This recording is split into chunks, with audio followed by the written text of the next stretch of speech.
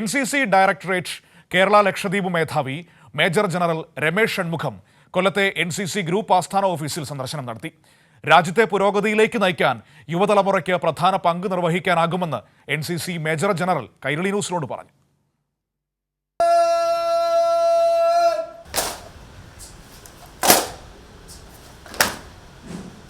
ഇതാദ്യമായാണ് NCC മേധാവി major general Ramesh Shanmugham കൊല്ലത്തെ NCC ഗ്രൂപ്പ് ആസ്ഥാന ഓഫീസ് സന്ദർശിക്കുന്നത്.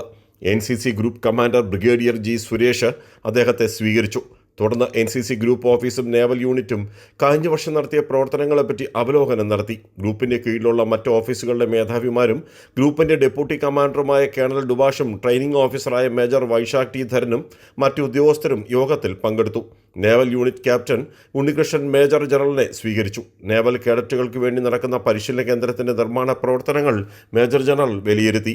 നേവൽ ഓഫീസിൽ നിർമ്മിക്കേണ്ട ബോട്ട് ജെട്ടിയുടെ നിർമ്മാണത്തെപ്പറ്റിയും ചർച്ച ചെയ്തു. 3 കേരള ഗേൾസ് ബറ്റാലിയൻ ഓഫീസ് സന്ദർശിച്ച മേജർ ജനറലിനെ കേണൽ RS രാജീവ് സ്വീകരിച്ചു. രാജ്യത്തെ പുരോഗതിയിലേക്ക് നയിക്കുന്നതിൽ യുവതലമുറയ്ക്ക് മുഖ്യ റോൾ നിർവഹിക്കാനാകുമെന്ന് മേജർ ജനറൽ രമേശ് ഷൺമുഖം കൈരളി ന്യൂസിനോട് പറഞ്ഞു. In this, the youth force of the country has to play a very, very vital role. NCC plays the most important role.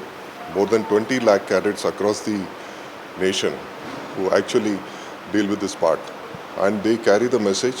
They live as an example, and they carry the messages to the society as to how a disciplined citizenry that can come. NCC കൊല്ലം ഗ്രൂപ്പിന്റെ പ്രവർത്തനങ്ങൾ Kerala Lakshadweep NCC directorate മേധാവി major general Ramesh Shanmugham തൃപ്തി രേഖപ്പെടുത്തി. Rajkumar, Kairali news, കൊല്ലം.